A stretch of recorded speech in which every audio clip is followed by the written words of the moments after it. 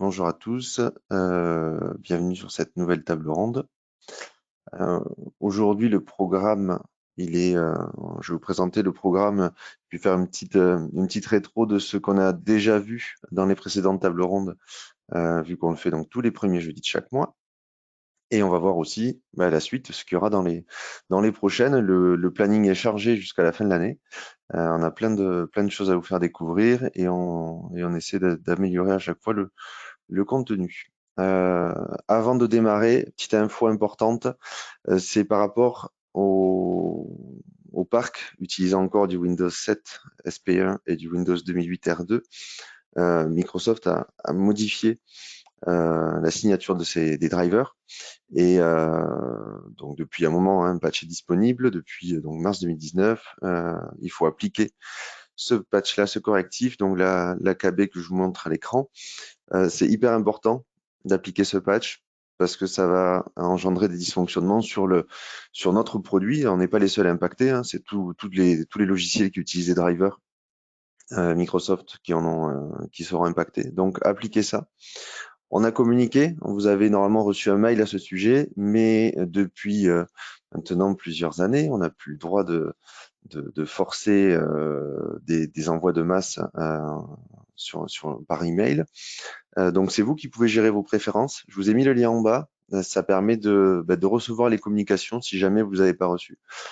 C'est peut-être parce que votre profil n'est pas bien configuré. Donc vous avez le lien en bas, connectez-vous dessus et vous allez avoir du coup la possibilité de gérer vos préférences de contact et pouvoir recevoir ces bulletins d'information.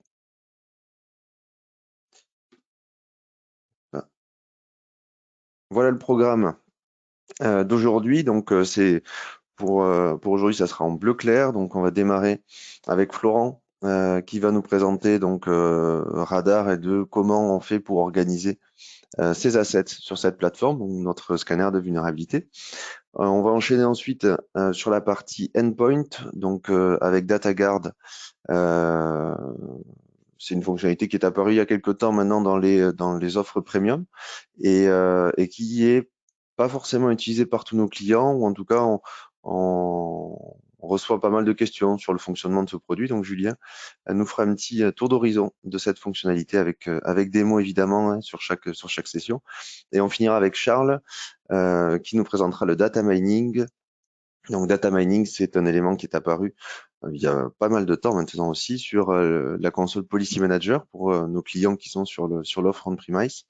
Vous verrez qu'il y a une nouvelle logique d'accéder à des informations sur la plateforme, une nouvelle logique pour du reporting, et il nous présentera tout ça. En bleu, c'est ce qu'on a déjà vu. En bleu foncé, c'est ce qu'on a déjà vu dans les sessions précédentes. Donc, si vous êtes intéressé pour ça, on pourra, et que vous n'avez pas pu participer aux sessions, revenez vers nous. On pourra vous refaire un petit résumé de tout ça, voire vous partager les vidéos. Et puis en clair, c'est tous les sujets à venir avec des éléments pointillés qui sont des fonctionnalités qui arriveront dans les prochains mois. Donc pas mal de mouvements sur l'ensemble de nos plateformes et on va suivre tout ça tout au long de l'année. Je crois que j'en ai fini pour moi. Je vais passer du coup la main à Florent sur la partie radar. Merci Lionel. Je te passe la main, je sais plus comment. Attendez. Je vais y arriver. C'est bon. Ok, alors. Est-ce que vous voyez tous mon écran? Yes. Oui. Ok, parfait. Donc l'objectif sur cette partie, hein, sur la partie solution radar, sera de vous montrer comment nous sommes capables aujourd'hui de mieux trier, qualifier ou encore taguer et organiser ces groupes de scan. On a fait un constat avec mes équipes dans le sens où aujourd'hui, Radar n'est pas forcément bien utilisé. Donc l'objectif ici, ça sera d'avoir la possibilité de mieux évaluer le risque, d'accord, et de pouvoir avoir un outil qui soit une vraie aide à la décision. Donc C'est une des bonnes pratiques qui est donc à mettre en place aujourd'hui et à pratiquer avec la solution radar. C'est forcément dans une première étape de réaliser un scan réseau, d'accord, donc un mapping, donc avec la fonctionnalité Discovery Scan, d'accord, pour pouvoir par la suite sélectionner l'ensemble de vos machines, donc l'ensemble de vos IP, pour à la suite créer des groupes de scan, d'accord.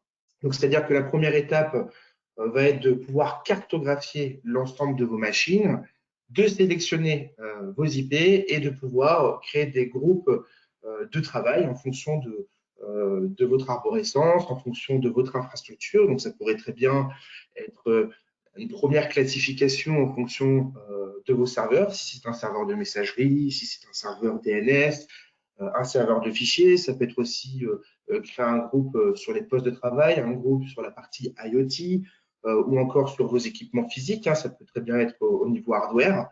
Et lorsque vous avez donc créé les groupes, on pourra dans un second temps initier un scan système ou un scan web pour pouvoir remonter l'ensemble des vulnérabilités critiques au niveau software, hardware ou encore firmware, et toute la partie vulnérabilité au niveau applicatif web. Donc, généralement, les clients, ce qu'ils font à l'issue du scan système et web, c'est qu'ils vont directement trier les autres par vulnérabilité critique pour pouvoir organiser une remédiation. Nous, on va essayer dans la présentation de vous donner le meilleur moyen de pouvoir représenter le risque et évaluer la menace.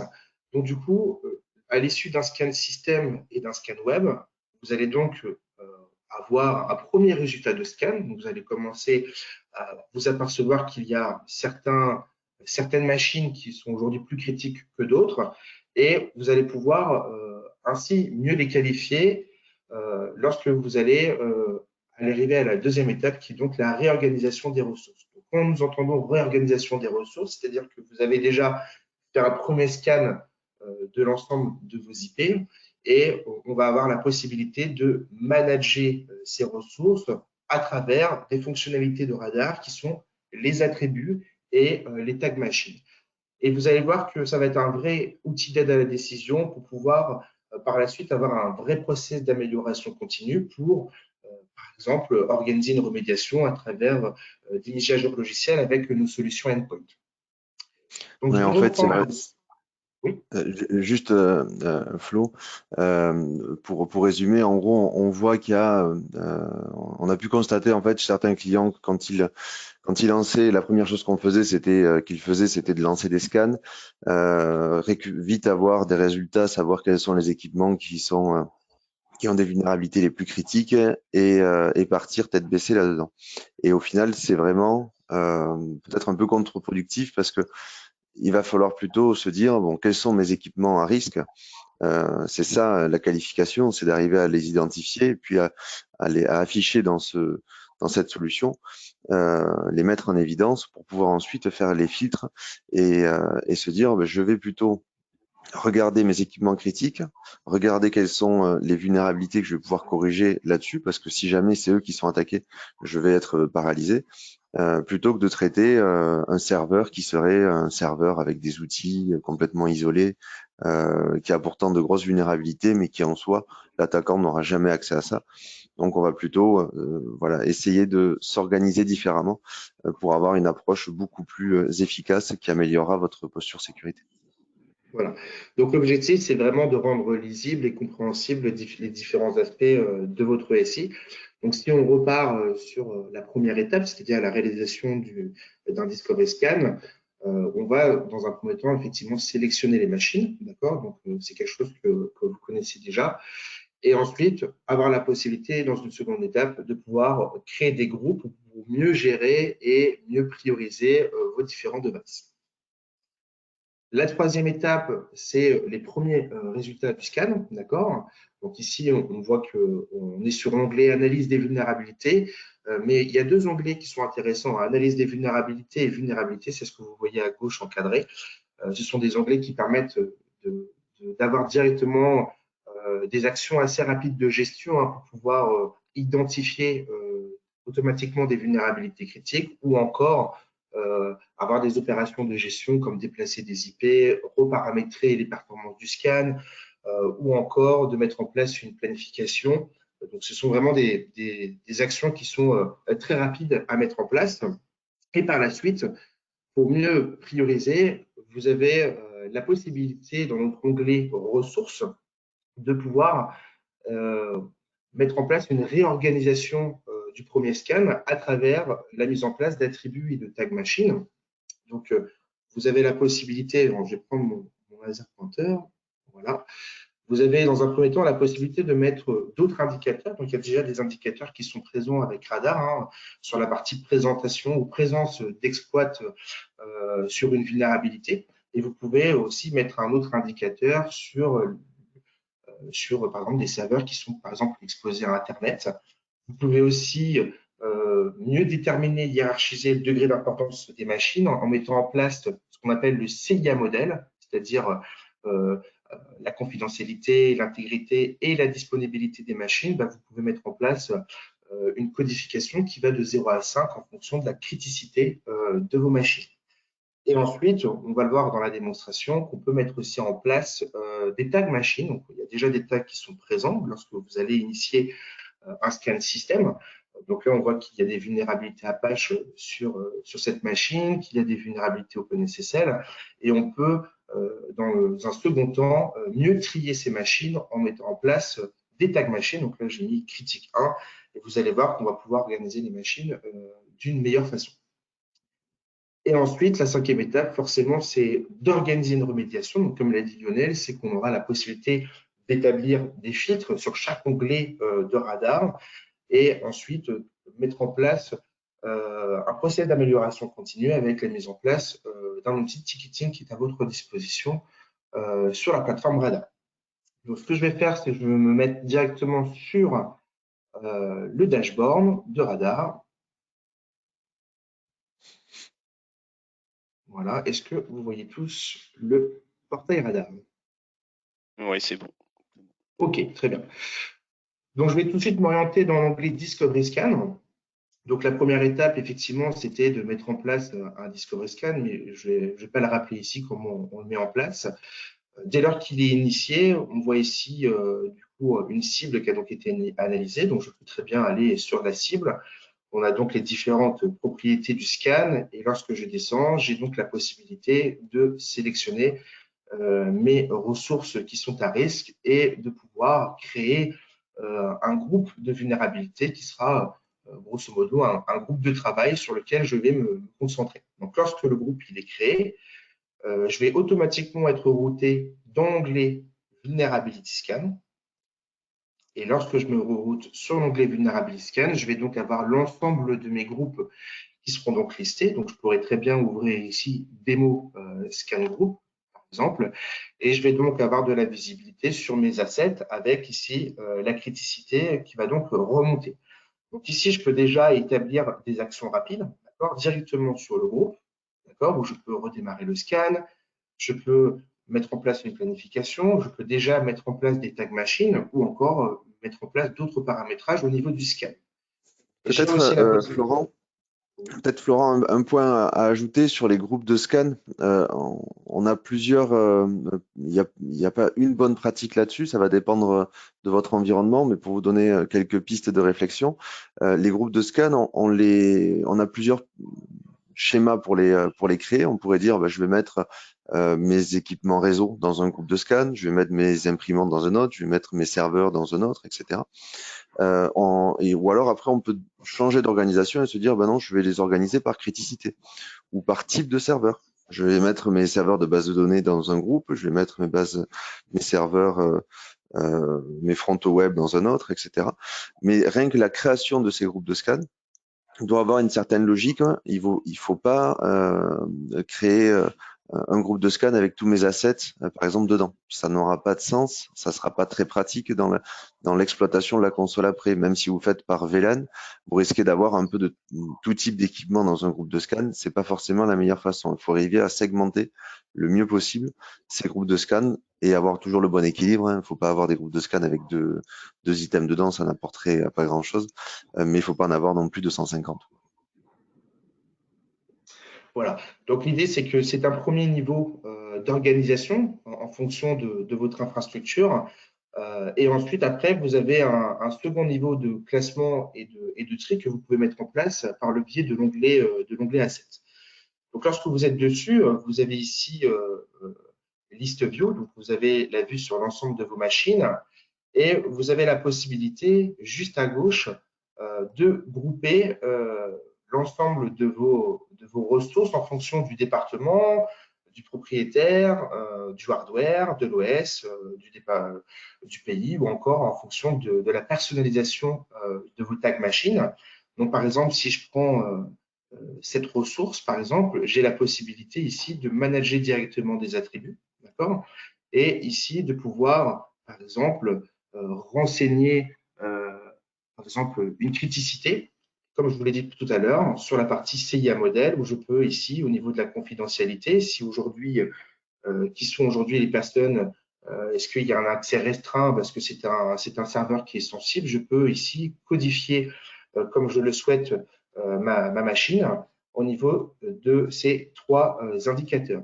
Dans le même principe, j'ai la possibilité de définir, par exemple, le département, d'accord? Donc, je pourrais très bien ici mettre le département informatique, d'accord? Et ensuite, de pouvoir enregistrer ma requête. Et lorsque j'enregistre ma requête, pardon, je vois ici que j'ai l'onglet département et j'ai la possibilité de trier mes machines selon l'ensemble de mes filtres que j'ai donc mis en place. Donc, on voit ici informatique et on voit l'ensemble des assets qui sont donc remontés. La même chose pour la partie logistique. Ce sont des créations qui sont vraiment personnalisées par l'administrateur de Radar.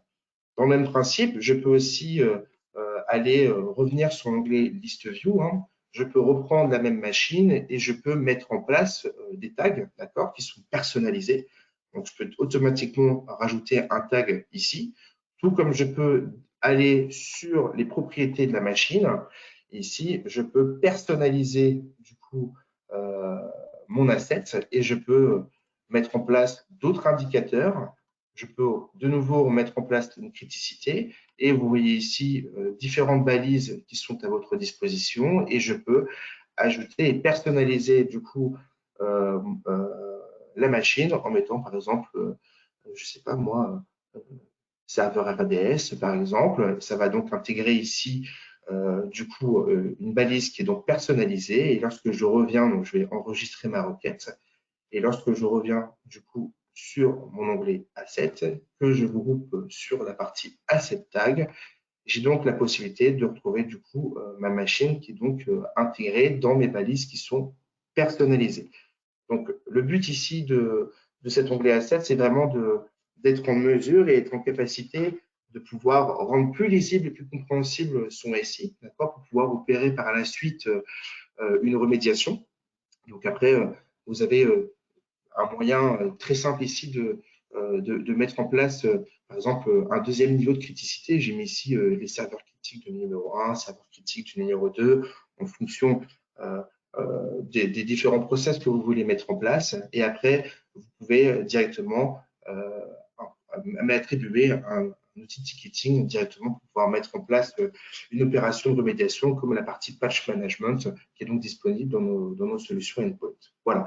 Donc l'idée, c'est d'avoir une bonne pratique. Hein. C'est une des bonnes pratiques que nous avons en place. Et nous verrons peut-être dans un second temps, dans la table ronde, comment pouvoir gérer l'ensemble des filtrages qui sont à votre disposition ici pour la partie remédiation. Voilà. Ok, merci Flo. Et juste pour ouvrir sur le prochain sujet qu'on traitera avec Radar, ça sera peut-être la gestion des des vulnérabilités. On a trié les assets aujourd'hui, on a trié les équipements, on sait les qualifier en disant bah, j'ai par exemple fait un groupe de scan avec tous mes équipements réseau. J'en ai fait un autre avec tous mes serveurs web et toutes mes bases de données, par exemple. Et à l'intérieur de tout ça, j'ai des équipements réseau qui sont plus sensibles. J'ai des équipements, j'ai des serveurs de bases de données qui vont être plus sensibles. Donc, ça va être avec ces tags que je vais pouvoir les faire. Et l'objectif sera dans la prochaine session de dire, je vais maintenant filtrer mes vulnérabilités sur ces équipements critiques pour les traiter en priorité. C'est important. Vous allez découvrir un trop grand nombre de vulnérabilités dans votre parc. Donc, c'est primordial d'arriver à prioriser les actions de remédiation et ça va passer par cette phase-là. Donc, merci Flo pour ta presse. Je vais passer la main du coup Mais je t'en prie. à Julien pour Change Presenter. Je pense qu'il peut même le faire. En plus, toi t'es trop fort, tu arrives à partager ta Je webcam. partage ma caméra, mais je ne partage pas mon écran pour l'instant. Faut que je partage. Stop sharing. Stop sharing, mais j'aimerais commencer à partager. Du coup, je vais faire ça. Normalement, Show c'est my présentateur. screen. Vous voyez quel écran là? Est-ce que vous voyez mon écran ou pas? Ouais, on voit ton bureau avec. Alors c'est pas le bon écran en fait, c'est surtout ça Ok. derrière. Vous devez voir cet écran là. C'est parti. Confirmez que vous voyez Ouais, mon écran? Eh ben, c'est ouais, parti. c'est bon. Alors, DataGuard face au ransomware. Alors, lors d'un dernier webinaire, j'avais fait une référence au Père Noël et une ordure. Je fais une autre référence aujourd'hui cinématographique. Généralement, quand on parle de ransomware en rendez-vous, bizarrement, on a souvent, on va dire, toute l'audience qui tend l'oreille. Je ne sais pas pourquoi. Peut-être problème d'actualité. Et c'est aussi pour ça qu'on veut mettre le focus sur DataGuard, sur cette fonctionnalité qui est dédiée au ransomware. Dans ma présentation, je vais faire une partie, on va dire, théorique. Et après, derrière, on passera sur la console, comment fonctionne notre DataGuard, comment on va le mettre en place et concrètement à quoi ça sert. Lutter contre les ransomware, c'est décider qui est légitime pour modifier vos données. Concrètement, un ransomware, ce n'est ni plus ni moins qu'une application qui va casser vos données. On va dire en schématisant. Donc concrètement, d'un côté, vous avez sur vos machines des applications et d'autre côté, vous avez vos données et le ransomware, il va essayer de vous les casser. Donc ça, c'est aussi simple que ça. Et le rôle de votre antivirus, pour faire simple, eh ben, ça va être de faire la médiation entre ce qui va être légitime et ce qui ne va pas être légitime à casser de la donnée. Et pour ça, on a différentes stratégies. Que ça soit d'ailleurs côté F-Secure ou de nos concurrents, on n'a pas 40 façons, on va dire, de lutter contre les ransomware. Florian, lors du le dernier webinaire, avait introduit la notion de DeepGuard, moteur d'analyse comportementale heuristique, qui est inclus dans l'agent F-Secure, et Security Cloud, on va dire, la partie, on va dire, cloud, je délègue dans le cloud des activités de mon antivirus. DeepGuard et Security Cloud sont deux de nos alliés pour lutter contre les ransomware, en sachant que les ransomware aujourd'hui sont de plus en plus malins. Ça veut dire que concrètement, une façon de lutter contre les ransomware, c'est de les reconnaître. Si simple que ça, hein. C'est-à-dire que concrètement, dans mon Security Cloud, je suis capable de dire, ah oui, lui, sa signature, je le connais, je l'ai déjà vu, c'est un ransomware, je vais le bloquer automatiquement. Ça serait, on va dire, dans un monde idéal, si la menace est connue, je vais le bloquer comme ça. Malheureusement, la majorité des ransomware aujourd'hui sont polymorphes, c'est-à-dire que concrètement, on le verra tout à l'heure, ils n'ont pas de signature. C'est-à-dire que quand ils vont se présenter sur une machine, ils vont être uniques et donc potentiellement pas connus dans notre cloud de sécurité. L'autre chose, l'autre biais, c'est de travailler sur du comportemental. Et c'est quoi le comportement? Ce que je disais d'un ransomware aujourd'hui, c'est de se présenter sur votre machine, de s'exécuter, de lister grosso modo vos répertoires sur la machine, vos répertoires disques et de ça, et de prendre une liste de répertoires et on va dire par paquet ou en sérialisant de casser de la donnée. Donc ça, concrètement, en termes de comportement, c'est pas très compliqué à identifier.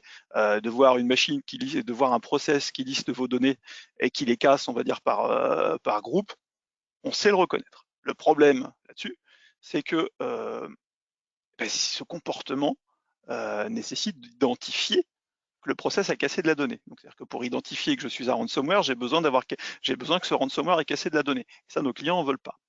Donc, on change la stratégie et on a déjà parlé du sandboxing. Ça veut dire que notre ransomware, avant de les faire exécuter, on va l'enfermer dans une sandbox, dans un environnement fictif.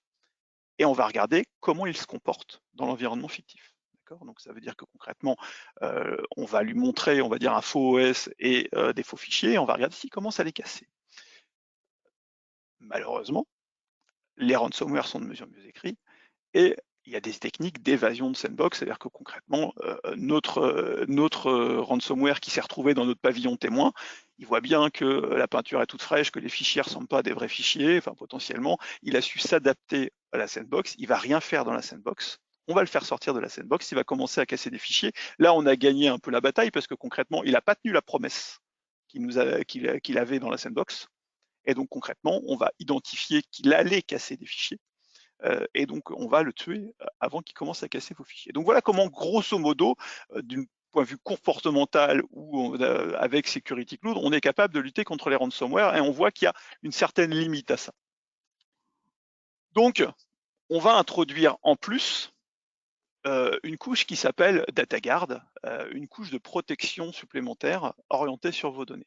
Donc, ça veut dire que DataGuard va permettre de rendre, entre guillemets, un peu plus intelligent et surtout un peu plus agressif DeepGuard et Security Cloud vis-à-vis du comportement spécifique d'un ransomware. Donc, deux choses dans ce module. Dans un premier lieu, j'ai dit d'un côté j'ai des données et de l'autre côté, donc hop, si je prends mon petit pointeur, je vais le faire sans doute avec moins de talent que Florent, mais hop, je prends mon petit pointeur. D'un côté j'ai des données, bah déjà, je vais essayer moi de faire l'effort de les organiser ces données, enfin, dans le sens expliquer à mon agent qu'est-ce qui est de la donnée entre guillemets utilisateur et qu'est-ce qui est de la donnée du système, des programmes, des choses comme ça, parce qu'on sait que le ransomware va essayer de casser de la donnée utilisateur. Il ne va pas essayer de casser votre C2 Windows ou des choses comme ça ou vos applications. Donc il va être focus là-dessus. Donc on va déjà expliquer où sont, je sais pas moi, mon serveur de fichiers, les données de mes utilisateurs, est-ce que j'ai des répertoires communs sur les machines, des choses comme ça. Ça, je vais essayer d'expliquer ça à DeepGuard pour que DeepGuard, déjà d'un point de vue organisation, il soit capable de faire la différence entre à quel endroit il doit être agressif et à quel endroit, grosso modo, ça pourrait être n'importe quelle application qui fasse des modifications. Donc ça veut dire que, première chose, je vais aider l'analyse comportementale en fournissant des informations. Donc ça, c'est le premier tri. Deuxième tri possible qu'on va mettre en place avec DataGuard, lui qui va être côté application. J'ai dans mes applications, sur ma machine, un peu de tout. J'ai des applications qui sont légitimes pour modifier de la donnée. J'ai mis du Word, j'ai mis de l'Excel, j'ai mis du Notepad++. Donc ces applications-là, je leur fais confiance pour modifier de la donnée dans mon parc. Et de l'autre côté, j'ai plein d'autres applications, des applications polymorphes que je ne connais pas, hein, par exemple ces petits malwares là, qui traînent ici. Et puis des applications que je ne maîtrise pas forcément dans mon parc ou qui ne sont pas légitimes à modifier de la donnée utilisateur. Je pense à PowerShell potentiellement.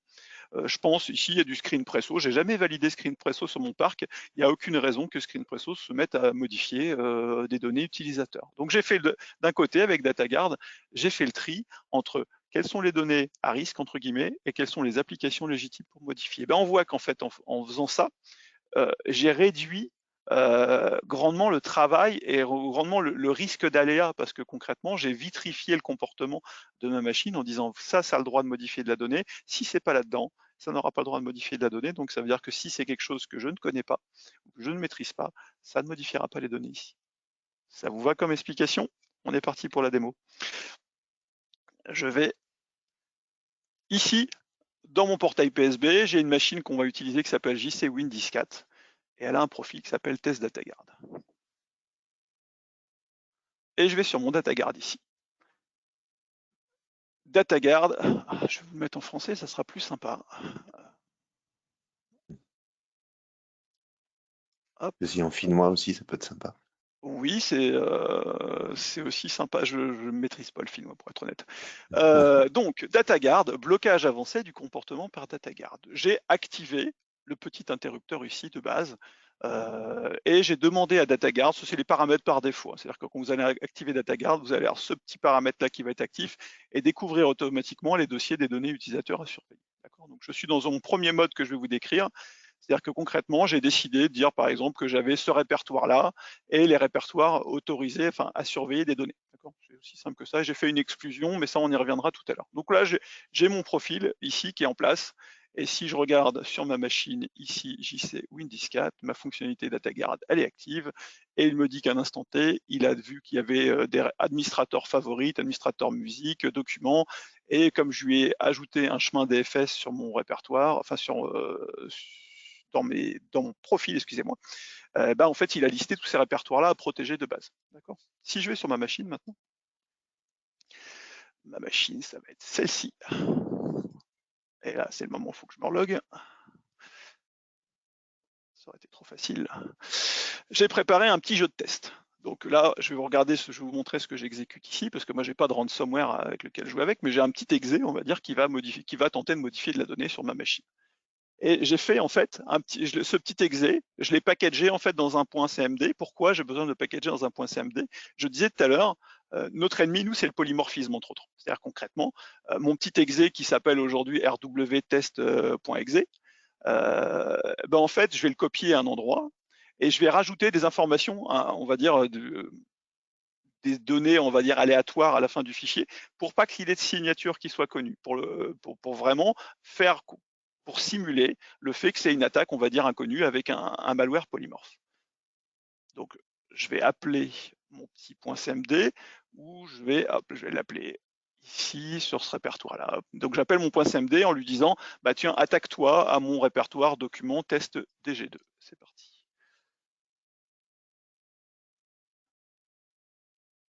J'ai copié mon répertoire, j'ai copié mon fichier. Alors, ça va être un peu plus long, j'espère que ça va pas être trop long non plus, parce que la machine rame un peu depuis tout à l'heure.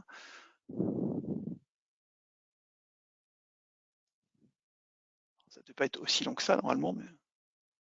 C'est fait des mots. Voilà. Et là, j'ai un petit message, ransomware protection bloque application that try to alter the protection file. Okay, donc si je vais ici dans mes événements, ça va éviter de faire la navette avec le portail. Je vois ici qu'il y a quelqu'un qui a le comportement d'un behavior ransomware, quelqu'un qui a le comportement du ransomware. Et voilà, donc ça veut dire que j'ai bloqué parce que j'ai le comportement d'un ransomware. Si je lance la même chose sur mon répertoire temp, par exemple, que j'avais tout à l'heure, il est là, ces deux points temp. Là, mon répertoire, je vais avoir le droit de modifier la donnée sur ces deux points temp. On voit qu'il y a quelque chose qui a commencé à encrypter les données en fait.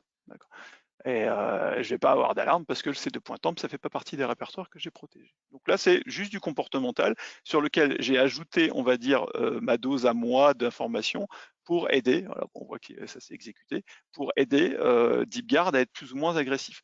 Alors pourquoi? On peut se poser la question, d'ailleurs, je vous dis ça va être un peu long, pourquoi c'est un peu plus long à exécuter la première fois cet exe?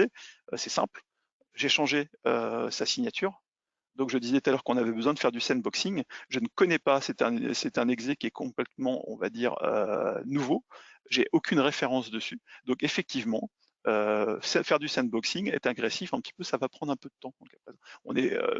C'est pas, on va dire, un cas particulier.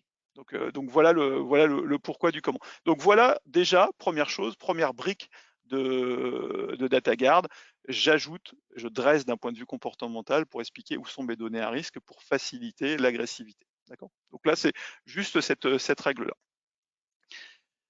Je vais rajouter des informations pour passer en mode Access List. Hop, je vais passer ici, DataGuard. Je vais activer ici le contrôle d'accès au niveau des applications. J'ai dit identifier les applications, un dossier, ajouter automatiquement.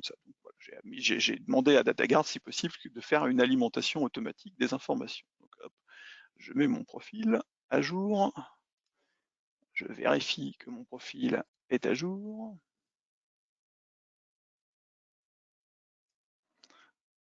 « 10h35, ça me semble pas mal. Et je vais lancer un Notepad++ ici.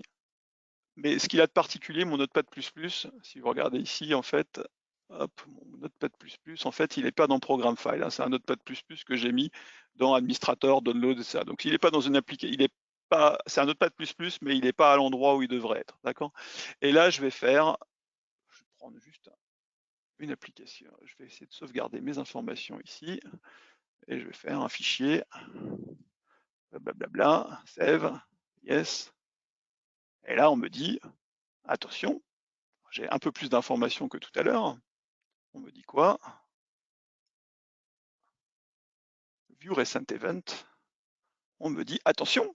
On me dit pas hop. On me dit attention. Il y a une application qui s'appelle C-User Administrator Notepad++ portable Notepad++ qui essaye de modifier l'information. Et ça, globalement, il essaie de modifier un fichier et l'application, elle n'est pas dans ma liste d'applications de confiance. Par contre, j'avais mis un répertoire sans protection tout à l'heure ici, qui était dans mes répertoires exclus. Et là, globalement, j'ai le droit de modifier les informations dans ce répertoire. Okay. Alors maintenant, la question, c'est comment je vais faire pour ajouter cette application. J'avais préparé les choses, on a dit que l'application s'appelle User Administrator Download Notepad++ ici comme ça. Moi, je vais résumer ça par ça habite dans User Profile Download Notepad++ portable et ça, et je vais le rajouter dans mon profil. Ici, hop, ajouter une application, CTRL V. Et là, si j'ajoute, je vais enregistrer, c'est pas ce que je voulais faire, excusez-moi. Si, ajouter un chemin d'approuver, ok, je suis au bon endroit, excusez-moi. Enregistrer, et là maintenant, mon application va faire partie des applications. Hop, alors est-ce que je vais remonter les informations ici? Bon, elle va arriver dans les applications qui sont listées ici, d'accord? Donc là, pour l'instant, mon agent n'a pas remonté les informations. Mais si je réessaye, hop, réessayons comme ça, check for update. Voilà. Central Management, 10h37, ça devrait être bon. Et là, si je fais fichier save as et j'essaye de renregistrer mon fichier ici, si tout va bien, j'ai le droit de modifier parce que j'ai trusté cette application. Donc ça veut dire que j'ai autorisé à ma liste d'applications. Maintenant, la dernière chose, parce que c'est pas forcément facile de mettre en place du jour au lendemain DataGuard, parce qu'il va falloir collecter cette liste d'applications. Si je regarde dans mes security events ici, je vais voir que l'application GG, là, elle a essayé de modifier les applications. Sauf que là, je suis en mode blocage. Donc ça veut dire que votre utilisateur n'a pas pu modifier ça. Et bien en fait, ce qu'on va faire dans une mise en place de DataGuard, on va passer ici. Et dans un premier temps, quand on va voir le mettre en place pendant quelques temps, on va passer en mode autorisé et signalé uniquement. Et en fait, au lieu de faire du blocage, vous allez récupérer dans votre journal de sécurité d'événements des informations de l'audit uniquement, ce qui va vous permettre d'alimenter, on va dire, soit les répertoires en exclusion, soit la liste des applications qui sont ici. Et une fois que vous aurez, on va dire, stabilisé ces événements-là, vous passerez en mode blocage et vous aurez vitrifié le comportement et vous serez certain d'être tranquille dans votre combat contre les ransomware. Voilà, c'est tout pour moi. Super, merci, merci Julien. Je pense que c'était plutôt pas mal bien présenté ta partie avec le mode audit et tout ton cheminement. Donc nickel. Charles, je vais te passer la main pour la partie data mining. Donc ce sera pour surtout pour nos clients de nos offres on-premise, donc Business Suite et consorts. Mais malgré tout, vous pouvez être attentif parce que c'est une nouvelle façon de voir de chercher l'information. Et vous verrez que d'ici quelques mois, on aura aussi du changement sur la partie PSB. On voit déjà une première partie avec les événements de sécurité que vous avez sur la gauche, ce qu'a montré un petit peu Julien en pointillé à la fin de sa présentation. Vous avez un onglet dédié vraiment dédié à ça et qui évoluera un petit peu dans ce sens-là. Donc vous pouvez rester malgré tout, même si vous n'êtes pas client de Premise. Oui, c'est sûr. Vous m'entendez bien? C'est bon? Ouais, c'est bon, on t'entend. L'écran aussi est bien partagé? Policy Nickel. Manager, Data Mining? Ok, nickel. Donc là, oui, le but, c'était de faire un petit focus, donc pas sur la partie hébergée, hein, sur notre solution on-premise, Policy Manager, et de faire un focus sur la partie reporting et data mining, hein, qui est arrivée avec la dernière version, donc la version 15. Donc, comme mes petits collègues, hein, je vais vous faire une présentation de 5 slides et après, on va aller directement sur la démo. Donc, pour commencer, ce qui est important de savoir, qu'est-ce que c'est le data mining, c'est quoi? Donc, le data mining, tout simplement, littéralement, hein, c'est l'exploration des données. Hein, nos agents, en fait, endpoint, vont collecter énormément de données et grâce à ça, on va pouvoir remonter des informations pertinentes. Le data mining aussi vous permet de créer des rapports personnalisés et surtout, le gros avantage, c'est que la direction, par exemple, n'aura pas besoin d'accéder à la console d'administration. Hein, elle va recevoir des rapports au format PDF de façon quotidienne, de façon hebdomadaire ou mensuelle. On aura aussi la possibilité, donc on va le voir sur la démo, aussi d'exporter les données vers une solution tierce hein, de monitoring via notre propre API. Donc l'exploration de données, je ne sais pas si vous avez joué un petit peu avec, vous avez plusieurs critères donc, de sélection, hein, tout ce qui est, on voit ici, je vais mettre aussi mon petit pointeur comme mes collègues, juste ici la partie alerte, la partie mise à jour logicielle. On a une possibilité aussi de connaître tous les postes et les serveurs, donc tous les terminaux qui ont été supprimés sur l'ensemble du parc. Et on va pouvoir faire des requêtes aussi sur mes hôtes. Je vous ai mis ici quelques exemples de requêtes personnalisées. Aujourd'hui, si vous utilisez le web reporting, vous avez des rapports statiques. C'est pas top. L'avantage du data mining, c'est que vous allez pouvoir créer vos propres rapports personnalisés en fonction de vos besoins. Donc ça, c'est plutôt intéressant. Là, je vous ai mis des exemples. Donc, quels terminaux, par exemple, ont été supprimés de ma console. Ça va permettre de le lister. On va pouvoir aussi faire des recherches assez rapides par rapport à un GUID, par rapport à un identifiant unique, par rapport à un nom WINS ou par rapport même à une adresse IP. Donc ça, c'est des recherches assez simples de data mining. Alors, on va le voir sur ma démo. J'ai utilisé la protection contre la désactivation, la protection qu'on appelle Tamper Protection, très très importante aujourd'hui. On va être capable de savoir s'il y a eu des tentatives, par exemple, de désactivation de ma protection en temps réel, s'il y a eu des tentatives de modification de la clé F-Secure, de la clé de la base de registre F-Secure, par exemple. Une autre information très importante qui n'est pas de base dans le reporting statique, on va être capable de savoir quels ont été les terminaux, quels sont les terminaux qui n'ont pas DeepGuard d'activer. Donc ça, c'est important, on en a entendu parler tout à l'heure, tout ce qui est analyse comportementale, analyse heuristique, c'est un élément clé de notre protection endpoint. On va pouvoir savoir. J'en profite, oui, Charles, pour dire un truc que je n'ai pas précisé tout à l'heure. DataGuard, oui, si vous désactivez DeepGuard, ne fonctionnera pas. C'est très important d'activer DeepGuard. C'est de facto, de toute façon, DeepGuard doit toujours être activé. C'est vraiment la chose que l'on vérifie à chaque fois. C'est grâce à DeepGuard que vous allez détecter. Déjà, c'est la première barrière, Julien, pour détecter les ransomware. Et au cas où, derrière, il y aura, comme tu disais, DataGuard. Après, on va être capable, ça peut être intéressant de savoir quels terminaux ont détecté le virus Ragnar Locker, par exemple. J'ai pris le virus Icar, par exemple. Donc, ça peut être intéressant pour savoir quels sont les points de terminaison de mon réseau qui ont eu tel ou tel virus.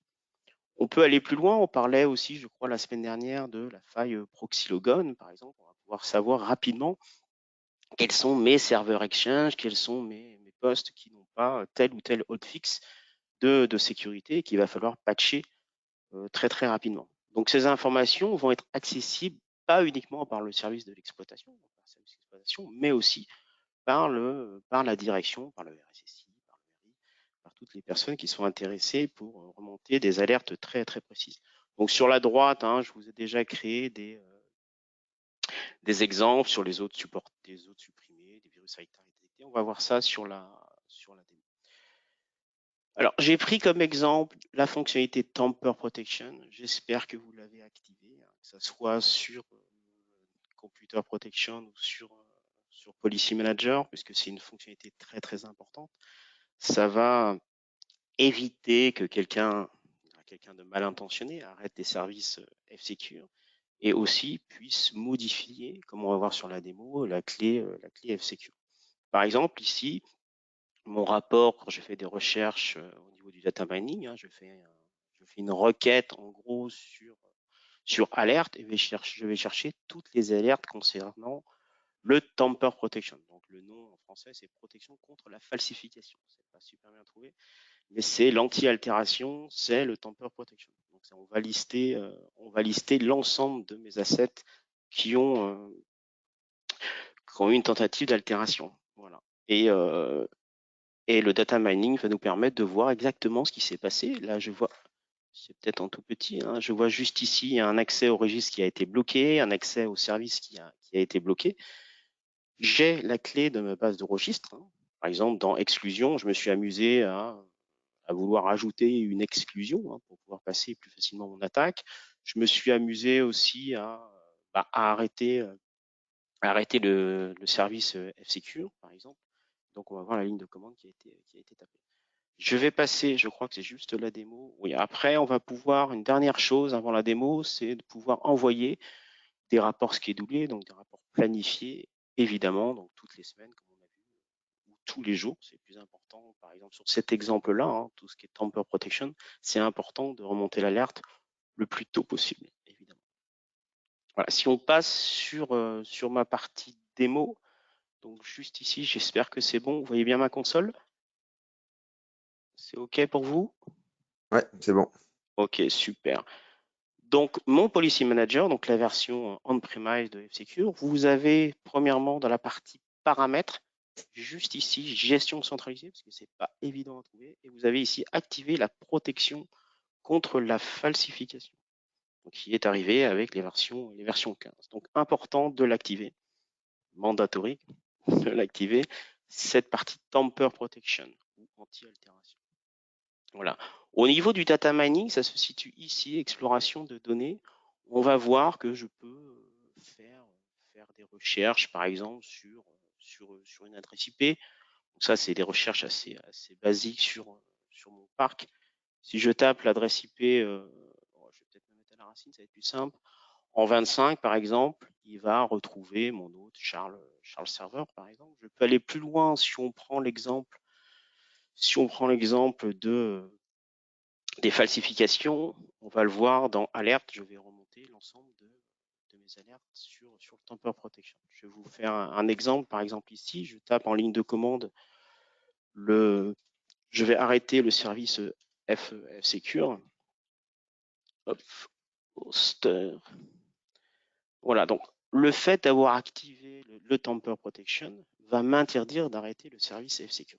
Je peux aller plus loin, vérifier que dans ma base de registre, je ne puisse pas modifier certains fichiers. Je vais pouvoir, par exemple, la personne mal intentionnée pour aller dans la clé F-Secure HK Local Machine, Software F-Secure, Ultralight et modifier les settings. Par exemple, je veux rajouter une exclusion. Ça peut être pratique de rajouter une petite exclusion.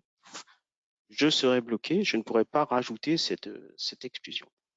Je vais pouvoir, comme le disait Julien, par exemple, il nous parlait de Tadaguard, eh ben, j'ai envie de supprimer tous les répertoires qui sont monitorés par Dataguard, histoire de pouvoir envoyer mon ransomware. Évidemment, ici, je ne vais pas pouvoir le faire. Ces informations vont remonter en temps réel sur ma console. Si je vais normalement dans Alerte, je vais voir ici, donc ça me paraît bon aussi, 10h49, je vois qu'il y a eu des tentatives de falsification. Donc, il y a eu un accès à la base de registre qui a été bloquée sur la clé Dataguard, par exemple. Je vois ici aussi qu'il y a une tentative de rajouter des exclusions ou le service qui a été bloqué et j'ai la ligne de commande qui remonte. Tout ça, je vais pouvoir le retrouver avec l'exploration des données. Donc, si je fais, si je vais dans jeu de données, sur mon sélecteur, on a vu tout à l'heure les autres supprimés, donc il va lister l'ensemble de mes autres qui ont été supprimés juste ici. C'est juste une petite aparté. Sur la partie alerte, je vais pouvoir dire mes types d'alerte. Donc, vous avez les accès qui ont été bloqués sur la base de registre, par exemple. Ce qui m'intéresse, c'est protection contre la falsification, par exemple. Ici, protection contre la falsification. J'ai eu 39 tentatives de protection contre la falsification. On parlait de Dataguard, je vais aussi, bien sûr, avoir les rapports sur Dataguard. Donc ça, c'est important. Je vais garder juste la protection contre la falsification. Juste ici, je vais pouvoir avoir les lignes de commande aussi qui ont été tapées contre la falsification. Je vais pouvoir exporter ces données en format CSV classique. Alors, vous avez en dessous donc la liste des machines, donc desktop et mon serveur, qui ont eu des tentatives donc de modification de la clé ou de l'arrêt du service. Ce qui est important ici, j'ai une possibilité d'afficher simplement quelques éléments, donc simplement l'adresse IP ou des choses comme ça. Mais je vais prendre tous les champs pour la démo, ça va être plus rapide. Ce qui est intéressant, je vais pouvoir enregistrer ma requête juste ici. Je vais l'appeler démo Tamper Protection, par exemple, démo TP. Hop, je l'enregistre et je vais pouvoir la publier. Juste ici, je vais pouvoir publier pour pouvoir l'éditer dans mon web reporting et avoir un nouveau rapport. Je vais pouvoir aussi, on en parlait tout à l'heure dans la présentation, copier l'URL de l'API en format JSON, pour pouvoir l'exploiter dans une autre solution tierce de monitoring. Si je clique sur ouvrir en tant que rapport, donc ça va s'afficher directement. Vous avez un lien automatique vers ma page de web reporting et je vais avoir accès ici à l'ensemble des données qui sont remontées sur mon Tamper Protection. Donc ça peut aller plus loin en termes d'informations. Là, je vais tout mettre. Mais c'est ce type de rapport que vous allez pouvoir envoyer de façon hebdomadaire. Voilà, je vois ici qu'il y a eu des détections qui ont été faites sur le desktop. Je vois qu'il y a une modification de la clé Protected HIPS Protected Pass. Je vois qu'il y a toutes les informations vont remonter juste ici. Et je vois aussi qu'il y a la commande netstop FS Hoster qui a été remontée. Ce qui est intéressant, vous allez donc pouvoir scheduler, donc créer ces rapports de façon planifiée. Donc là, je vais prendre par exemple mon rapport démo TP que je souhaite envoyer tous les jours. J'arrive le matin assez tôt, on dira. J'arrive à 8 heures le matin. Je vais être capable de voir dans les dernières 24 heures s'il y a des tentatives d'altération de ma protection endpoint. Et donc, je vais pouvoir recevoir donc ces rapports personnalisés de façon quotidienne et de façon synthétique. Voilà ce que je voulais vous montrer. Ça se termine comme ça. Donc, c'est envoyé au format PDF. Voilà ce que je voulais vous montrer. Ça montre qu'aujourd'hui, au lieu d'avoir des rapports statiques sur le web reporting, vous aviez pour l'instant des rapports statiques sur l'environnement, surtout sur les patchs, mises à jour logicielles. Et maintenant, je peux avoir des rapports, ici, vous voyez, des rapports personnalisés. Bon, à vous de trouver les rapports qui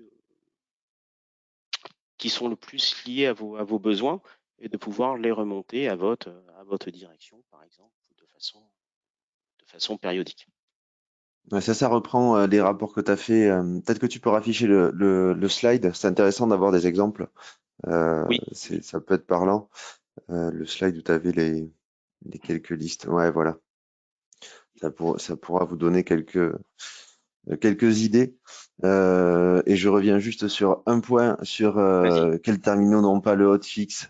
Cet exemple-là est très bon. Il reprend en introduction ce que j'ai dit sur la KB. Microsoft a appliqué d'urgence sur les environnements Windows 7, SP1 et Windows 2008 R2.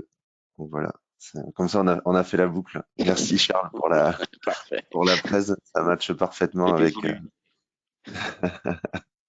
Même pas préparé et on a fait la boucle. Ok, moi je vais juste avoir un dernier slide à vous présenter avant de vous libérer. Alors, il faut que j'arrive à repartager mon écran. Oui. C'est les prochains rendez-vous. Donc tous les premiers jeudis de chaque mois. Prochain rendez-vous le 3 juin. Celui d'après, ça sera le 1er juillet. Et on fera, je pense qu'en août, on en fera pas. Période de congé oblige, on aura sinon trop peu de monde sur le webinar. Si vous avez des questions, vous connaissez nos adresses mail, donc n'hésitez pas à nous contacter. Sinon, vous avez l'adresse générique qui nous spammera tous, presales-fr@f-secure.com. Si vous avez des suggestions, des sujets que vous aimeriez aborder, je vous rappelle le programme nous qu'on s'est fixé. Donc on n'a pas encore déterminé ce qu'on va présenter sur la prochaine table ronde. Donc si vous voyez des éléments là qui vous plaisent, dans le chat, dites-nous ce que vous préférez. On changera peut-être de plateforme sur la prochaine session. Ça sera peut-être pas du GoToWebinar. On va essayer d'introduire des quiz ou en tout cas de vous faire participer un peu plus sur les prochains événements. En tout cas, on essaie de vous apporter du contenu utile. Donc, donnez-nous vos feedbacks. C'est toujours intéressant à avoir. Merci à tous de nous avoir suivis. Merci à nos 3 présentateurs du jour aussi pour la qualité des presse. Et je vous dis à très bientôt sur nos différents meetings ou alors à la prochaine table ronde. Bonne journée à tous.